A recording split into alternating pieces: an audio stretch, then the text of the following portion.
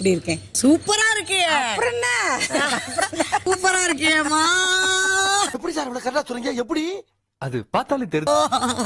அப்புறம் ஏன் புலம்புற? புலம்புறேன்னா கரெக்டா கட்டுவிட்டா? உனக்கு தெரியும். விளையாடு, நல்லா விளையாடு. அவ்வளவு எல்லாரும் சரிங்க. நல்ல கண்ணீர்லாம் வருது. ஐயோ அம்மா, நீ வர வரைக்கும் நான் வந்து எனக்கு ஒரு மாதிரி இருந்ததுமா. உன்னை இந்த இதோட பார்க்கும் போதுதான் எனக்கு கொஞ்சமாவது மனசு திருப்தியாச்சு. பேசுறதுக்காக நான் பேசிட்டு இருக்காத, நேரத்துக்கு கடத்தாத, நல்ல விவரமா பேசு.